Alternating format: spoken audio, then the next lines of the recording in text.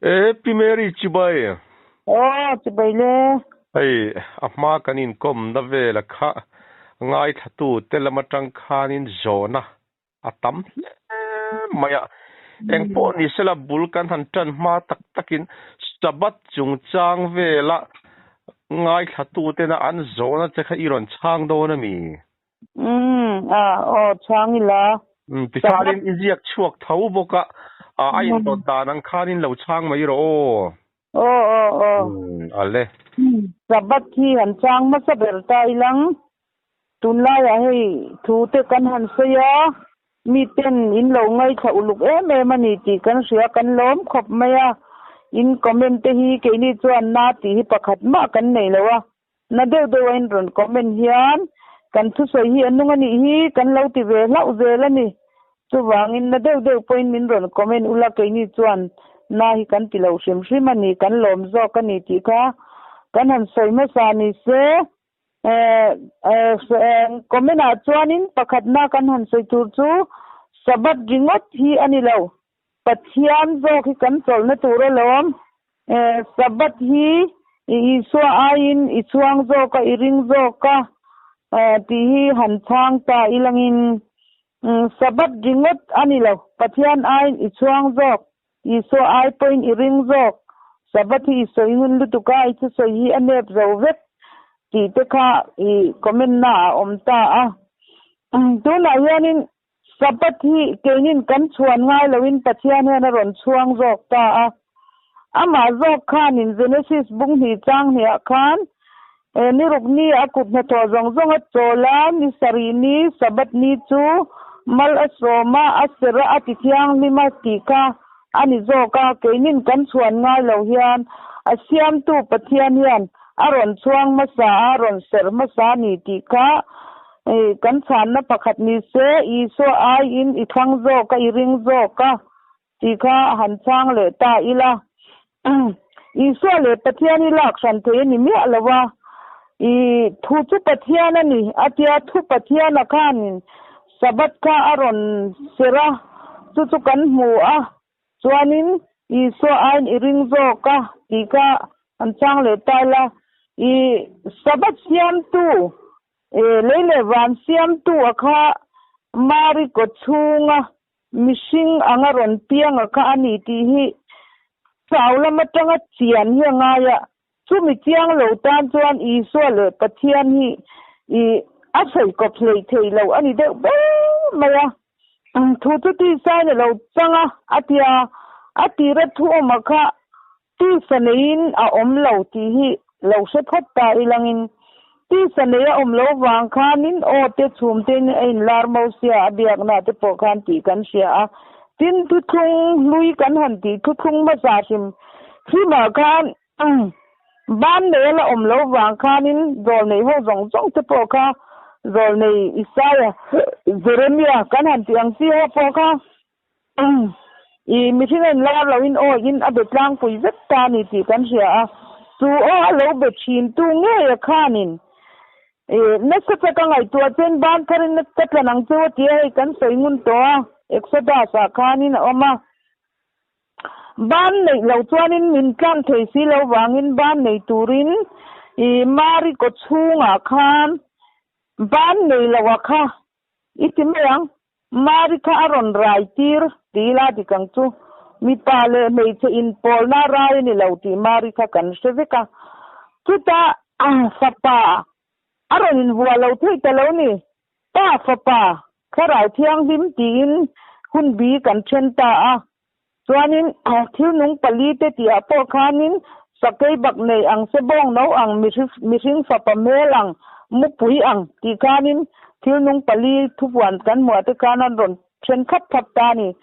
sakay baknay hun chu midai mitha aya ha anya sebong no hun chu zol nei ho kha sebong no hun in aron chenta zol nei ho an aw ta chuanin mising fa pamel ang ati chu mari ko chunga papa aron pian na ban aron nei na takka mising fa pa kun mising fa pa in aron buata ni chu akunin itimai tiang chuanin mu pui thok lai chi chu thana tanga kharau thiang hi ma a thole na hun kha mu pui kharau thiang hi mun tia ron thena wangin I so ain sabat thi kan ngai ro pui thei chuang lo kan la sang thei bok lo ani luka bung hi a khan engtin nge ati sabat hi mishing ta na siamani a mishing khapa hi sabat chung a lampo lalani aron tiani kha tu wangin sabat chung a lampo lal ani wangin amale sabat kha ala khan thei lo wangin athu pe tu kha pathian kha achung nu nga ron da chumi athu pe sabat chu mishing te ta na siamani ati ta wang kanin kan la rang thei lo ke ni chuan athu pe kan om hian ama ne na kan cholang ti kan ring tapa ama thu pe le ai so akha ala khan thei lawa en tim nan tu na hianin I put po enge kan chief minister chuan pulal du amat chuanin so thing ke zia somnga in kan la ang ati kha tunge la sang thei tunge ring lo thei ke zi somnga lak tur ati wangin kan ringa so thing kan ching sup ani lo mi chu rin ti om zia ani pulal du om ring lo chuan so thing an ching du me lawang pulal du om kha mi rin om ani so thing alange don ani ti ring rong khan so thing an ching ang amale atong khala khan the ani lo chu tiang ang chuanin sabat ain I so I ring dok ti kha chu om zonei lawa ke ni chuan kan zuk ngai ani chu ai so kan ring chuan sabat lal kan ni ati molmol chuanin ama kha sabat lal ani chu lata wangin sabat ni lo heng kan chol ni siam chop sunday ke hi chu ama khan om lo sim wang zok hianin sabat hi kan pathian ni loin pathian asiam tu kan pathian wang zok kan aman chol ni aron tiaron seraka serve turin ama mi te kan ni theina turin I hi serang u I mangang u kan ron tita exada sa chuan engtin nge sabat hi keile kami te inkara kum kho thu thung chin chianan kape ati ka exada sa kan mo chu wangin amale ami te min chin chiana chu sabat ani ti exada sa kan mo chu wang chuanin min chin chiana chu kon lam mi ta mu theya he in rin ni sabat hi kan manga chu chuanin kanin chin chia chung lam sabat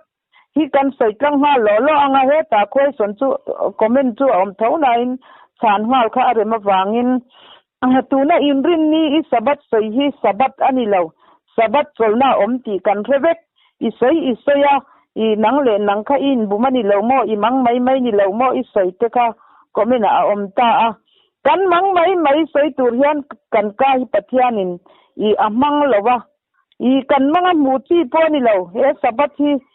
ta ela si mane na inzom na nei tan lo chuanin he mi ni sabat hi mu thei po ni lo chabi na kalman ta chu mi chabi nei tu ta na lo chuanin sabat tol ni poi mo na te po hi inziak ma se mau ruang I thon thu ang ani lo wangin ama ne na inzom na nei phat kha ngai ni pathian thu sia tak tur chuanin kan mang mai le kan phua chap mai hi kan sei lowa bible hi pong swala ni ti kha han sei tlang nga bok ta ilangin bible hi ke ni pong swal thei chi po ni lowa ain zia kom sa hi lo bel tha vakin mo lo pai khat chen tu ilang chuanin I pong swala ni hi du in I sei maya te po min ti ula kan pha chuang ne lowa ma se athu ziak ba ke ni chuan bel cha hi kan tum lo pai khak po hi kan tum lo wa thu pwa na khan bel cha tu le pai kha tu te chan tur kha I alo om wang hian bel cha po hi kan tum lo wa pai chen po hi kan tum lo wa amai ro chu he mini sabat awang hianin I thandam ni ituma antia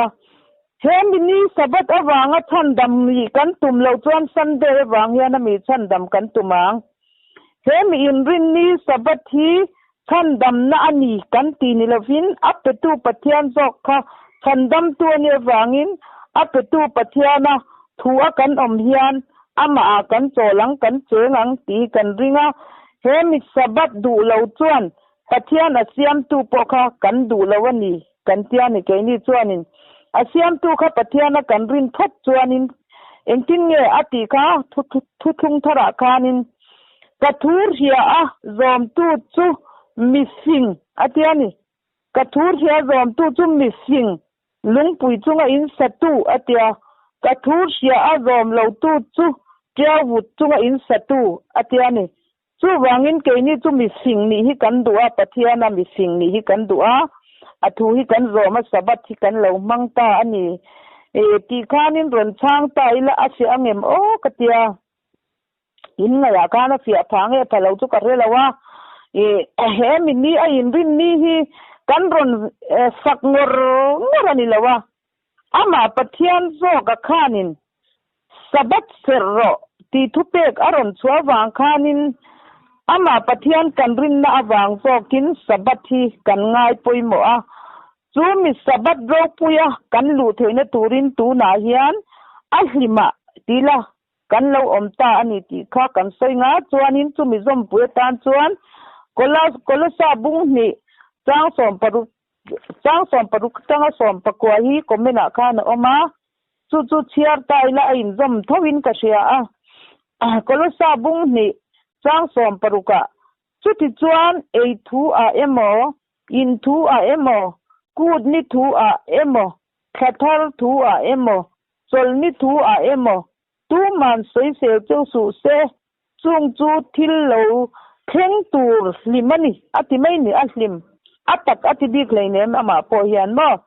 chuan atak ero chu ma sia ta ani atia chuan chu mi taka chu kan soya chuan athang kan cher le phutange in larna danglambi muwa in soya khovel ril ru tak pu si lo pu sia atiani in larna danglambi muwa in soya khovel ril ru tak pu sia ati khovel ril ru kan la put ka wangin kapiang thar tharau thiang him kadong kalam tong siat lo a mi thi ka kai tho dam lo ka ti dam ram huai ka mat chuak ti tu te chan tur kha ani in larna dang lambi muwa in soya khovel ril ru tak pu sia ati tharau thiang lim pa ne na in zom na nei si lo pathian thu mani du duwa kai her duma omya lo Sunday Good Friday Christmas te soimoya I kapiang thar bandam kakayang ti tu te din muna ni hi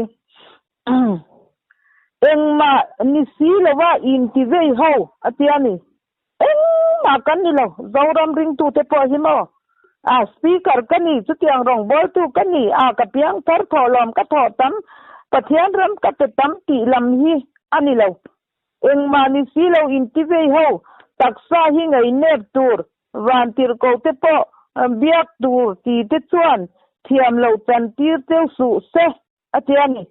voini a hian thil te kan dong na sa kan rong bol na te kan thil ti thei na te kan chuanga kan tholom pe tam te kan chuanga kum to pa pathian ram pe tam te bu fai tham pe tam te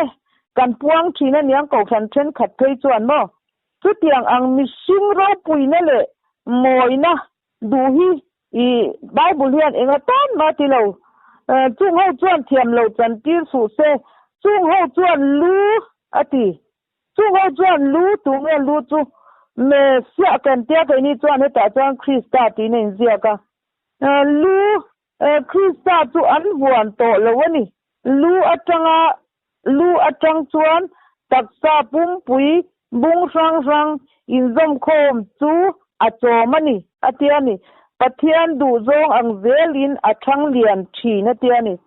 chu wangin lu mesia nei lo le nei ram aron soita a lu mesia nei te tan chuan lu atang chuan tak sapum pui bung rang in zom khom chu a chom atia mesia kanan ti khanin lu atangin tak sabung rang ati chu he kan taksa tak milawin tharau lam taksa aron soina ni heta chuanin he athupe sang a sabat kan hanti kallen kut ama thupek sim ho ka khang ho ka taksa pen sang in zom khom chu chomani atiani tuna hianin keimani hian pa elohim hi oma chu keimani pa om chuanin athu tak khamin du tira kan thinlung kha alama min hi pa athu tak moi ti na thum ti na enge la chung ko la chuan kapan thum ati คาติทินตู้ชิงนุนฮิกะง่ายเน็บเทียมตาเตียนี่ลัลซุงก็ลาจวนจู่วางินโซฮานะเลขาโซฮานะทุกวันกันเชียจวนินเฮเลขาบุตเตตักเตฮิลาละเอโซเวกโรอีกาอาคือมังอิปุมาอักขาอังอเตียนี่จู่วางินทุใส่ที่รวมกันตีกันใส่เตยลุตุกมาเสียทุสมคัตุขากันเตียกันซอมเทยกัดแล้ววันนี้ จู่วางินเวนี่อาเฮียนินแห่งสะบัดกันหันเตียงจีกันเลี้ยงกูจัดกันเตียงจีพอฮีป้าอาจังชวบป้าทุเปกันนี่ป้าอามาเนนะอินซอมนั่นในตู้เตตานจวนทิลคุ้มตักทิลลุตักอันนี้มาเสียอามาเนนะอินซอมเราเตตานจวนให้กันไงขัดไปแล้ววะเฮตาทั้งกันไงขัดไปแล้ววะกันซอมแล้ววะอีกันดูแล้ววะนี่จู่วางินตูน่ะปะใส่เสื้อเนตตรีนักขัดกันใส่เสื้อจระกันดูแล้ววะตูน่ะจะปล่อยยันินอีกันรอนทานถาตานี่จู่วางจวนเวนี่อาเฮียนินก็ปั้นคุมตีขาติชิงตู้ชิงนุนฮีกังไงเน็บเทียมตาแล้วชุงก็ลาจวนรอนตีจู่วางินเกนี่จวนกันไงเน็บเทียมนี่ละไงเน็บเทียมเวลาอินอมปอฮีอีกันเดิมจวงเราเจ้าป้าเนียนอินเล่นจมเราลูค่ะเมเสียค่ะลูอินละมันเราวางินอินดูเราจะปอฮีออมจะกันเกนี่ปอตูนมาจะจวนกันดูบิจวงเราว่าอีกันเดเวเท่ากันนี่ตูน่ะอินดินหัวหน้ายันกันดิ้งเวเท่านี่ตีก็กันเสียจวนทุกที่จวนทัวหมออินทัวหมอกูดนี่ทัวหมอทัทัวหมอโซลนี่ทัวหมอตูมันใส่เสียเจ้าสู่เสเตียตูน่ะให้มีไบเบิลละโคลัสซาให้เตียงกันไบเบิลชิมมาให้จวนินกูดนี่เตียนมังสะบัดอันเสร์จู่มีเตเนน่ะเลยขัดพวกนั้นนี่ตีกันเสียแต่ปอยหมอจู่วางินตู้มาใส่เสียค่ะอัพนตู้ยันพัลละวันนี้จู่วางินแห่งกูดนี่ถูเตะโซลนี่ถูทัดถูอาเฮียนินใส่เสียภาคอินดีแล้วอารอนติตานี่อารอนมีใส่เสียค่ะอันอมันยังเวทวินะไบเบิลอาเฮียนินจู่วางินพอละเฮียนินโคลอสซามีเตค่ะอารอนสันตาแห่งทัดถูกูดนี่ถูสะบัดถูเตเฮียนินอีตู้ใส่เสียเทมาอินนี่แล้วป้าอัชัวกันนี่ป้าทิลตีอันนี่ป้าทิลเตกันนี่ที่อังอินอีอัชงะลูเฮตียงอังดูเราว่าฮิจวนลูมาเสียอันในโตแล้ววันนี้อารอนตีอีลูมาเสียในตู้เตตานจวนินอีเองขราวทิลเตอันนี้อินซอมเงี้ยตูอินซอมโตซาคัมบินรอนใส่เสียเจ้าสู่เสตีน่ะอังเกียตินเลขาอีอารอนทอนอันนี้จู่วางินเองกิมไม่ฮีอันยังกะตีค่ะอัดอิติเซลาตีเตค่ะหันสร้างหาตาอีละเวนี่อาญานินมาเนียทิลเป็กโอมาฮีกันใส่จวนินกับหมูดานกันลีดานกับซอมดานค่ะกันใส่เหลาเทยตะละวะไม่รอจู่อีนังมานินเหลาไงเทยเหลาอันนี้ปอินกาอิติเซลาดีเตค่ะนี่อินเหลาไงเทยเหลานี่ปอินอีข้างคำอินเหลาไงดำเวอุละอีค่ะกันหันสวยเลตาจวนินจู่กันช่างเจ้าตัวจวนินคงไอ้นาหุ่นเสร์เรามาเดียเราปอยเราที่เห็นช่างเลตาอีหลังอินกันไบเบิลเฮียนคงไอ้นาหุ่นเฮียนสะบักเสร์โมอีซันเดย์เสร์โมฮีมาปอยน่ะเรากันทูนี่ไหมยังเทียบค่ะอันนี้เบรินกัจยาเฮคอมเมนฮีเฮคงไอ้นะคุณอาเฮียนอินดูอินอุละอินดูเลซันเดย์อินดูเลสะบัดเองพอค่ะกับปมเวเกตีฮิจุอมเซเฮคอมเมนฮีกันปมมาเซตุเตียงเวียกตุเกนี่จวนนินกันมุลวะทุกคงทาราเตปอเฮียนินอิงลิสาจวนนินกันใส่โซโตค่ะสะบัดที่นี่วิกวางินไบเบิลชิมจอนี่ฮิจุSabatania he Roman Catholic pon tu na yan ka fo na yanin an bishop nge an father nge ka thelo asoi mol ringa tu wangin he Sunday hi tu Roman Catholic in kan thil ti theina manga kan siam chuania Sunday hi sabat hi kan thil ti theina kan payani ati tap rengani tuna hianin chuwangin Bible sabat hi chu Roman Catholic bo hianin I kan pai thei lo sabat hi chu lalpa to ni thiang limani anti ngar ma se Sunday hi chu kan thil ti theina keimani pawara kan siam chuali liawani chuwangin Genesis atanga chu puan thleng hian Sunday hi lalpa to ni thiang limani ti mu inom chuan dollar sang khat englai point ka pe thei atimol ringani chuwangin voinia hianin Sunday ser du chuan ser mai turania mani du than na vetania lalpa to na chol ve du te tam chuanin he sabat ni le kut ni te hi man mai turania I tran vak le phun chiar vak khan zia po hi lawa lalpa ko le khan te lo chuanin heng kan thu sei kut ni te sabat ni te chu in se thiam don tak chuang lawa kawate khana terin te chuanan meang ati chawa thu puana khan lalpa ko le khan te ta la lo chuanin mo I kan lo kal sual rei to lutuka Sunday hianin kan lo teng rei to lutuka chuwang chuanin tuna hanin siam thar thu thi chu pa ko mi pa ina ril ru thak kheng mi ta na lo chuanin thil ti thei po ni lawa amai ro chu thu thung thar ko san thu kharau thiang him hun ania wanga kan de mo sabate mo lo kan du dan ani mai ti ero hi chu Bible nen hian in mil kat lo wangin I thu in thiam tangini ngai thu vekin thiam lo changini mang min tia chu wangin kan du khan na ani top mai ni kha chu kan khan dik le kan van nei nga kan khan dik lo le kan van dua yang ti kha lo ni ta sela chuanin pathianai sabat ingai ro pui ti de chu ni chuna khan kan englo vek to kan sang vek to ngai la chuan sabat hi kan calendar mi hi ani lo lal sol na ni jok ti an sang le tai la kan calendar sabat in rin ni hi chuma pon lam chin chia mu thei kan ti ve tho kha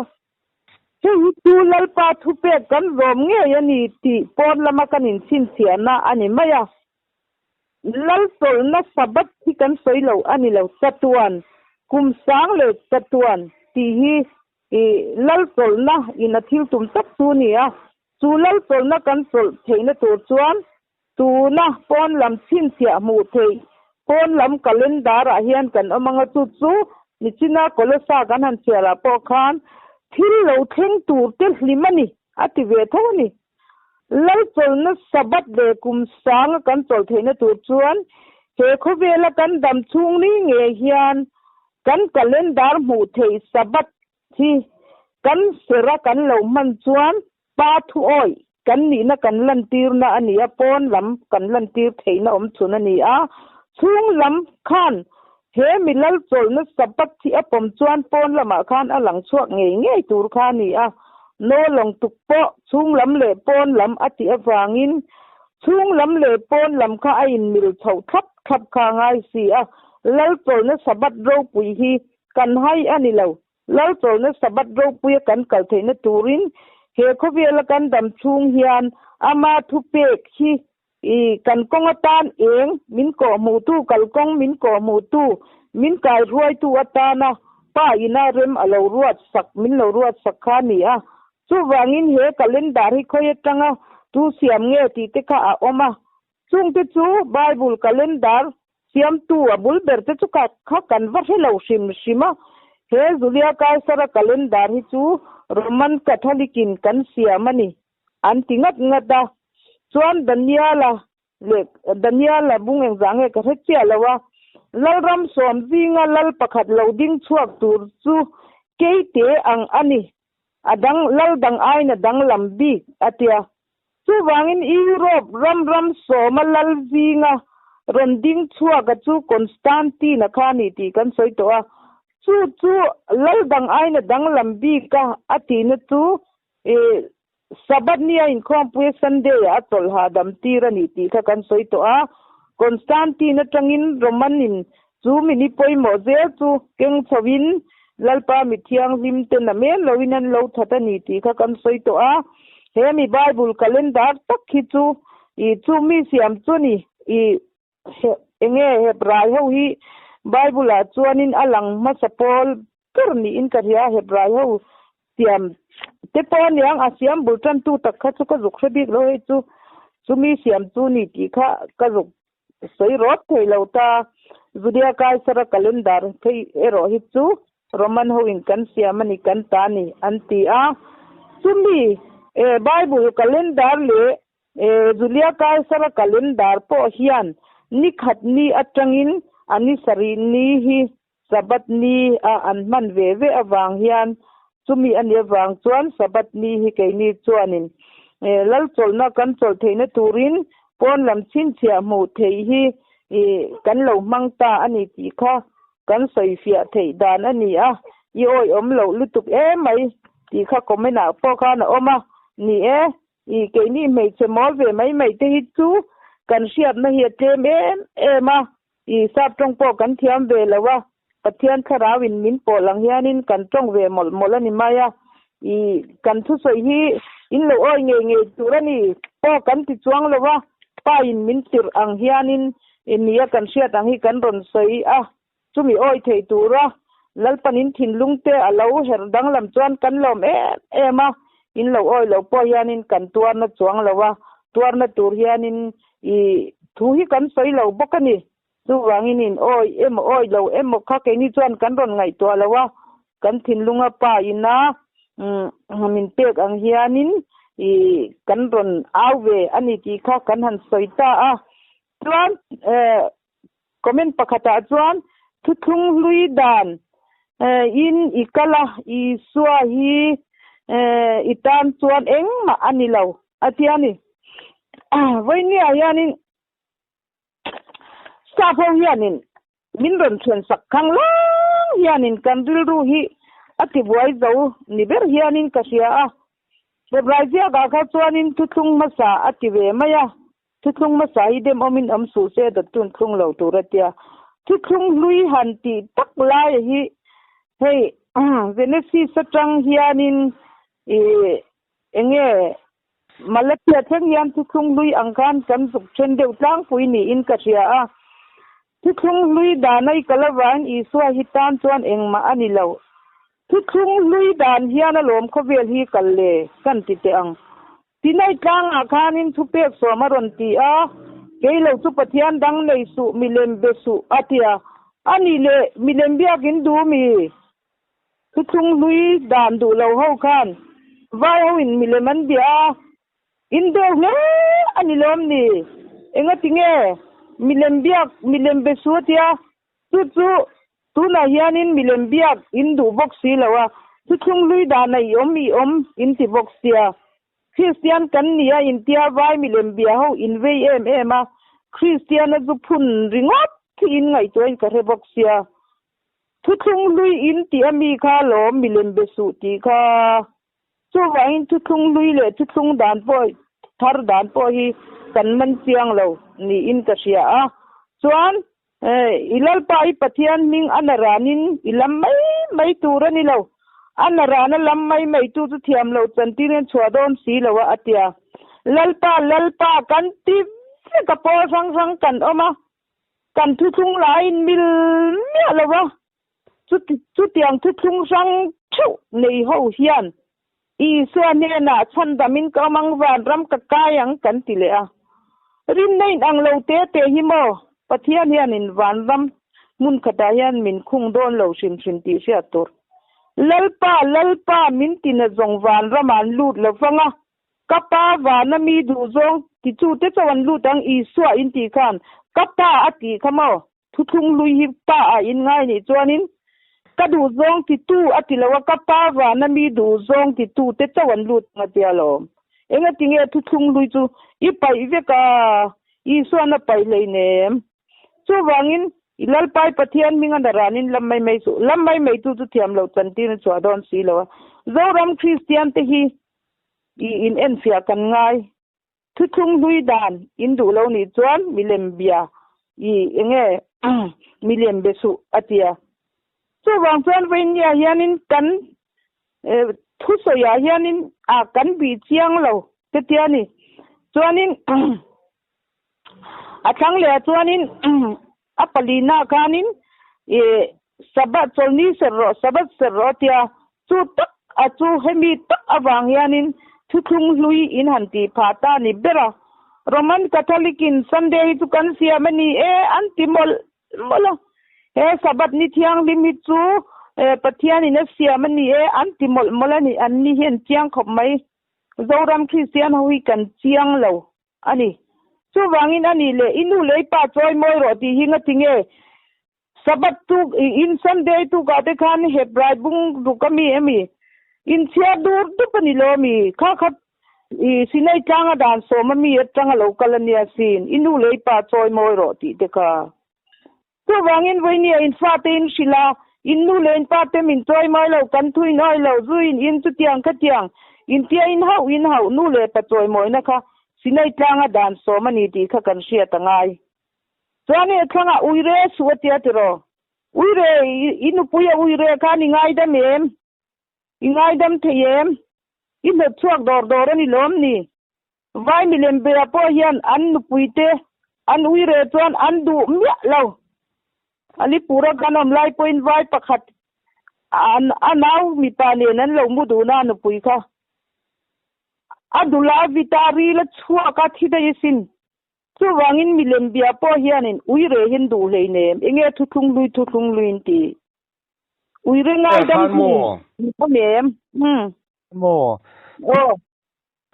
thang zo thuakin ka sia khami bi ka khachu kaiman zo na kan nei la ya chumo zo na karon siam ta pa karon chang don chiong lo che mo khami thuthung hlui dana kan kal don chuanin thuthung thar hi engtin nge kan ti ta kang lali suwa tholian wa thu pe kang chi hawa kha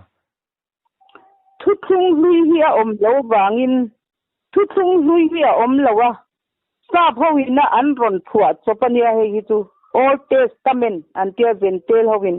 thuthung hlui hi om se voinia hianin tual thatte hi mo kan ngai dam char tu thuthung thara chuan sualin thung rul sula that nei ngam ro atia ngatinge sual hi kanin thung rul char zel thuthung thara hianin khongai na huna chuanin nupui uire po ngai dam zel tur lalmesia khan engtin nge anena uire anron huai khan sai hi uire ni lunga den hlum turan tia kha mi lung den hlum tak kha ani batna le kha kolosa tu chu he hi lunga den hlum turan ni antia anron huaya engtin nge ati lalmesia khanin in zinga sual nei lo ndeng masarau atiani in zinga sual nei lo ndeng masarau atia tu ma deng man omlo ti kan muwa chuanin lalmesia khanin mei chulam kha aron hoya tu main thiam lo an chantir na chenge atia o tu main thiam lo an chantir lo che ke point thiam lo ka chantir lo che kalla ti sual le to su atiani chu wain khong ai na thuthung thara hi chuanin phuba in lak na dan kha in thoi na in khong ai na ka du jok ti lo zir to ang pe atia in thoi na aya ron kal tur ron in thoi tur ti mayang lalma sia local to nuwa kha chuanin mit ha aya ha dan kha aron lua lan to he khong ai na huna chuanin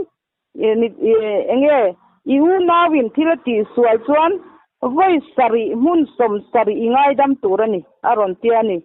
tu wain he khong ai na huna hi chuan phuba in lak hi lalma sia hen akhal to lo ma se ke hi chuan phuba kan lein la char zo kani thuthung lui dan ang khan son pai te po ko hana te kanin pai tha tual thatte po kanin pai kha a khami pai khak na dan khachu heta thuthung lui dan pa kunami ang zo khani ta chu wang chuanin thuthung thara chuanin sual ngai dam na atiani sual ngai dam na khun pa aron hon to wang khanin he mi thuthung lui kan hanti phurrit lutuk batna lekha thupe ka jiak kan chung om min do dal thin chu cross a thai bo to ati a chu wain he thuthung thara hi chuan pa du dan ang tak chuan om tai la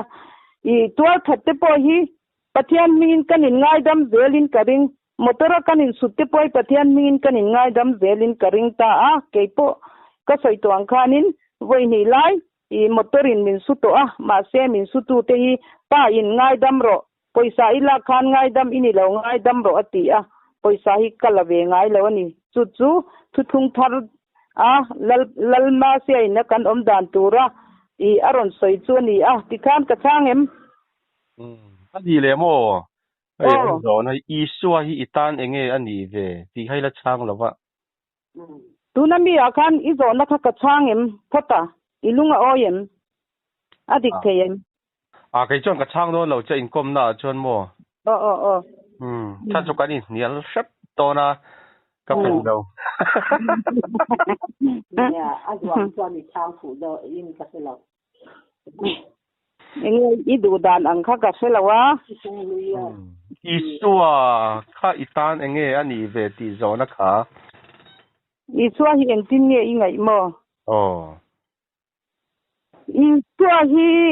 ke chuanin pathian ka ti ani achan chu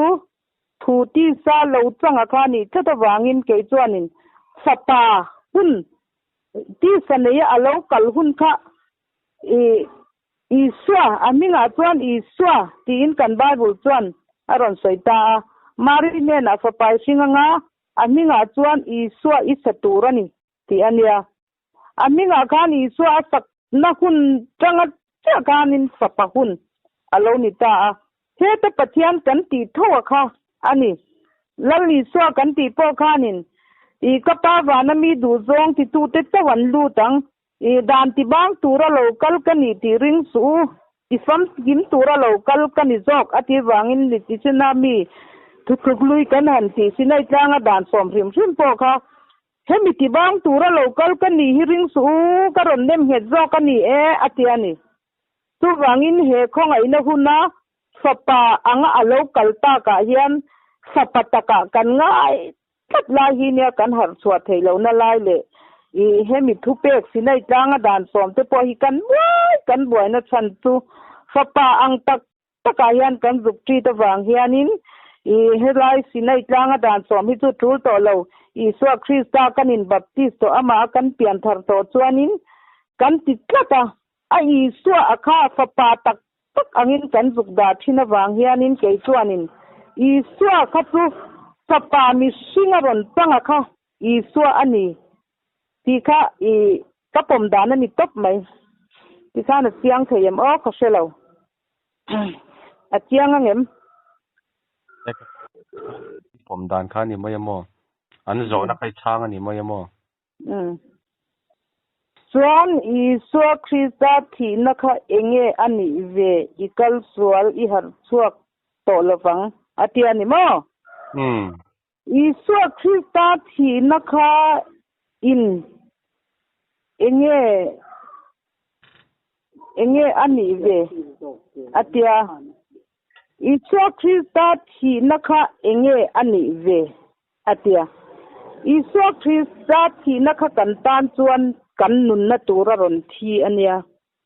cross khanin ron thi lo se nun hi kan nei don lo shima ama cross ron thi thana ni thum le zan thum phu mina oma tharau thiang hima athole na sumi tharau thiang lim changin voinia hianin kan rawai hian mi zongjong chunga ka tharau ka leanga ti wang hianin atharau chu kan dong vek tura ngai la mi zongjong ti bible in zia ta da wangin chu mi zongjong chunga atharau ale na khan engtin nge bible chuan kan mu tharau chuan thu taka huai lu tang che atile tani tumo tharau ringot khan kan top theilo ni chu tharau chuan thu taka huai lu tang che atia chu wangin chu mi thu taka chu voin ni hian kan zuk hai chu tum tara chu ni thu thung lui ringot ka I buai puya atia ni I athaka po hianin thu thung lui dan akal lo hianin dan zom theilo ti hi in she si lo atia ni thu thung lui dan tel lo hianin bible pathian thu hi soi thei me lo ni achan chu ire su tol tha su ti thu thung tara hian a in ziak to si lo Bible hi a ran pa a zia ni lovin he ta thuthung masa a zia kha thuthung tara tir ko hong hian an lo aw pui zo ka ni ti kha kan sia ta poimo a tu wangin Eliza mai cha ma te po khan lung som le pani tui bel som le pani ti kha oma som le pani chuanin virti som le pani te le Israel nam som le nam ni lung khan lung zakopa kha te zat lung som pani ati khan Israel nam som le nam ni a entira tui bel som le pani kha chuan a virti ten I swam ni swal ngai dam na baptisma anron tlang aw pui tur te kha aron entira chu wangin dan Isaiah ka chuanin dan le khabu te chiar ulak ko pui nei lawa om lo kim lawa om lo atiani chu wangin kanlal I swang ngai po khanin engting nge ti ni chu kan soi to kha dan ti bang tu win kalau dan om sa kha karon nem hit zo kani atingoi ni lom chu wangin thu thung lui le thu thung thara hian kan buai lu tuka kan chen ran tal kan tuma pa le fa pa bo chen ran tal kan tuma inu le pa toy moi ro ti po thu thung me mi to hian kan fa te kan zir tir bok sia kan ram rin dan hi chu alu hoi kha ki ka ti top mai ni ta ko le sia tir ta na lo chuan chei chu mo kan buai don enting ya ti mak ti ula bo ral ro ti tapani kha mak ti ula bo ral ro ti kha ni top mai ni chu wangin maka tian ni aminga po khanin aminga chuan makarem ruat tua pathian sakat tuan ta rem nalal an tiang ti kha ani a chu wangin voinia hianin satuan pa rem nalal kha mo rem nalal aron ni na tak satuan pa rem nalal aron ni na tak chu sapa a lo pian na khan ani a Hebraizia ka chuanin rem nalal piani nei lo om ni po nei lo top ni po nei lo nu le pa po nei lo ti ka mari le Josepha ka anu le pan ni mia lo ban nei turin man ruaron mang ve mai ni ti kan sia ta poimo a chu wangin pathian thara wa tang lo hi chuan mo I kan var thei tak lawang a kan sia thei tak don lo soi mai langin mo soi ma la ka ngei don chuang lo tiang kha ni tho pathian tharau tang lo chuan eng anga sei de do po hi ron chang peula a chian thei don lowa chu lo ni se I ngai tua toi lu tuk nang ma ngai dan mai ka eng ma ni lo aron tiani I rel tur ani lo van ram kai tur le tur lo hi isia ami tetana bum na thanga kan I ok thui to lu tuk min tia voin ni ayan ka ngai to chu a sei mi alo a toi kot mai le ka po ka thiam lowa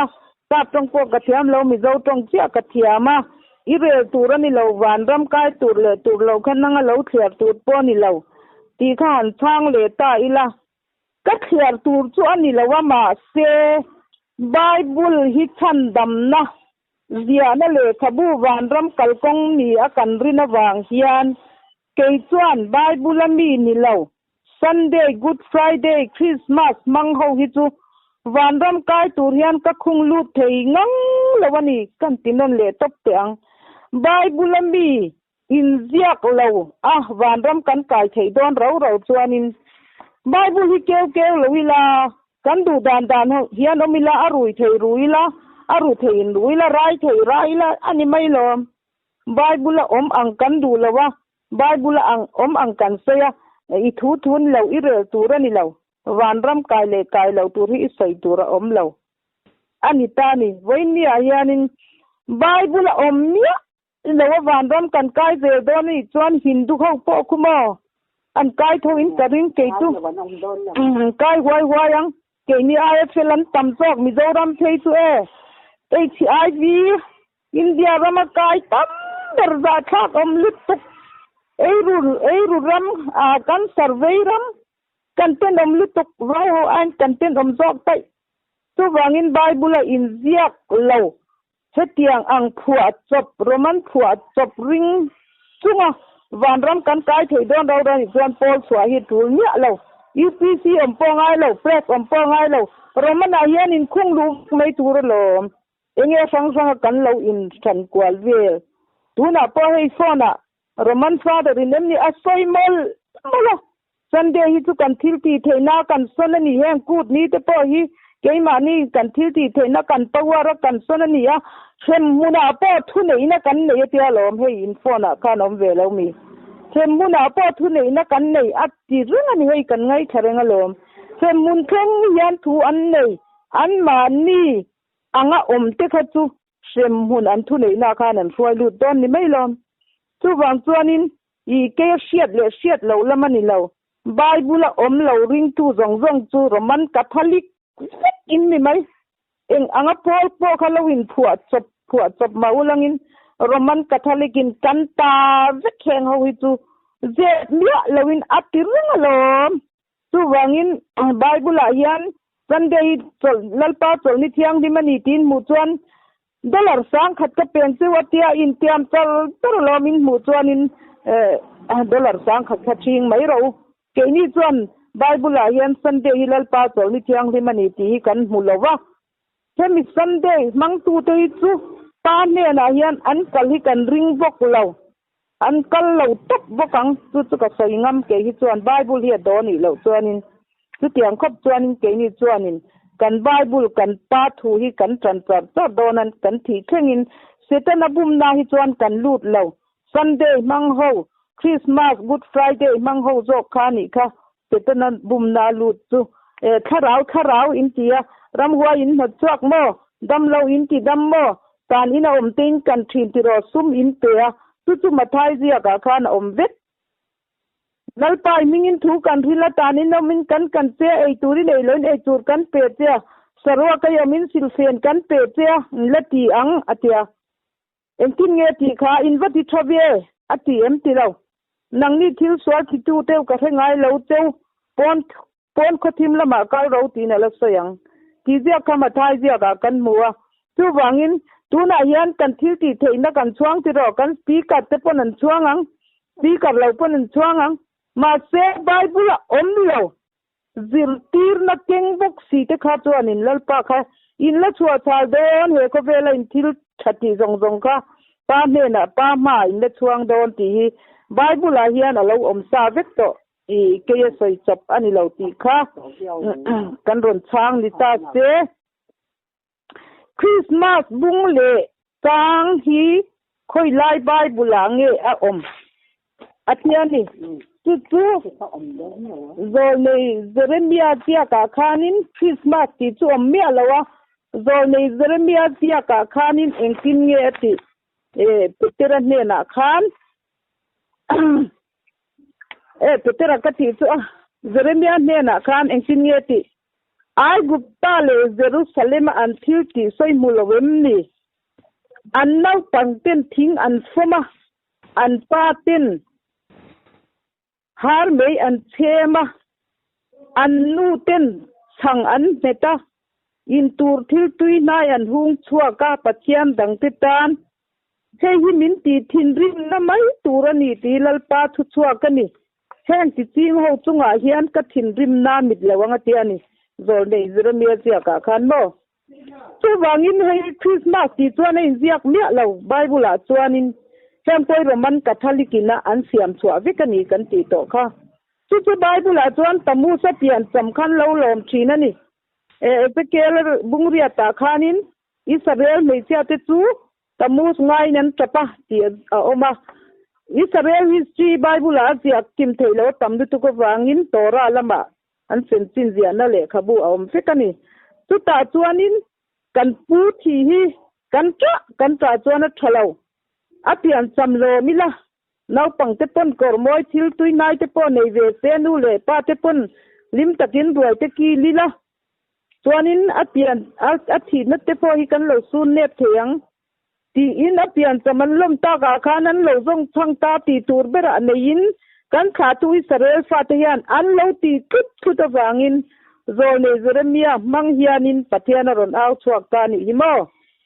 heng ho tan hian trong trai su la au chuak su la ka thang lawang te ti mak mai ni adu lo pathianin an nau pan ten thing an foma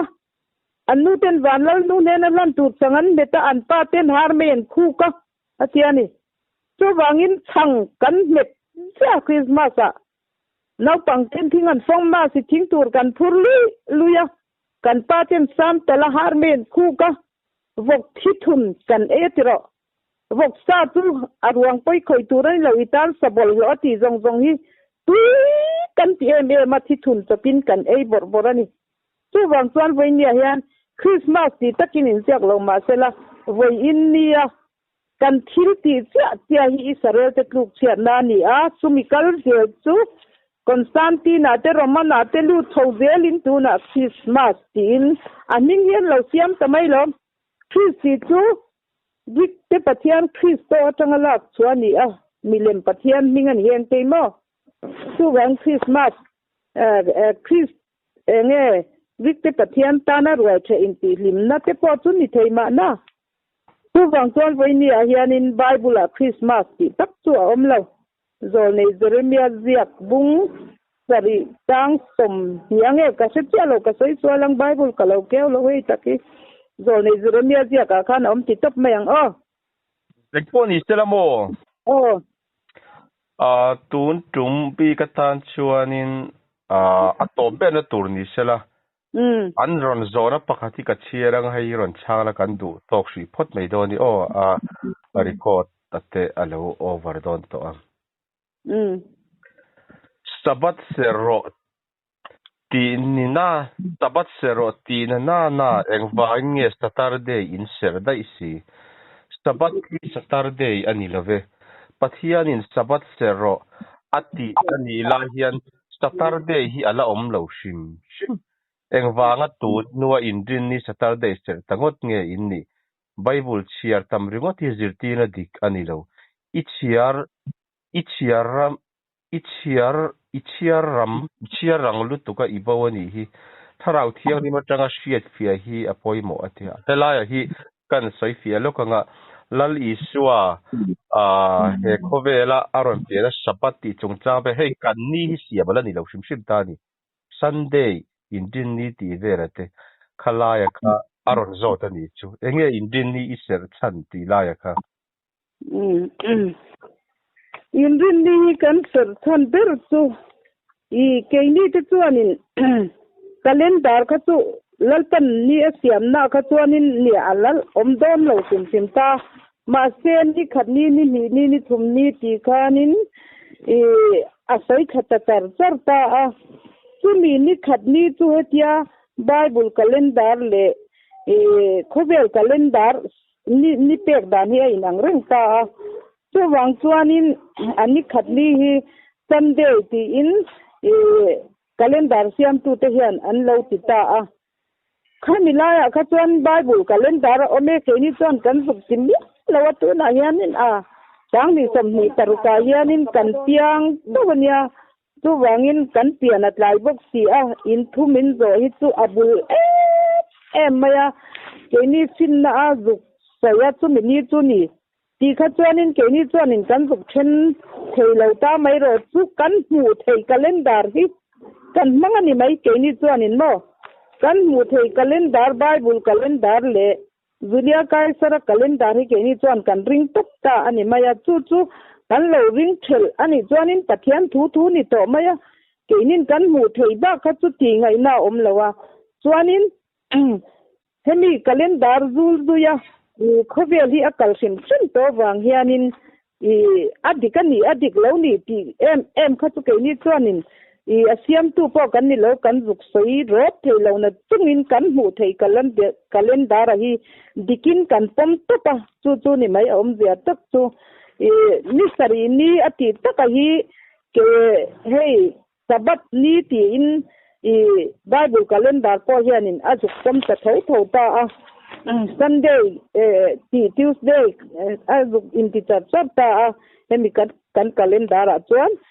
Bible calendar siam tu te po hianin hemi ani sari ni hi sabat day hian an ron puan ve wang hianin keni chuan khami kha kan mang ani mai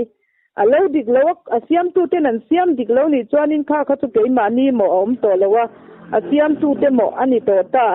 keni chuanin sabat ni sari ni aserwang khanin ni khatni atanga calendarin aron siam chua char wang hianin he min ni sari ni tu na kan inrin ni kan ti taka hi ke ni chuanin sabat nia kan zuk pom ta a chu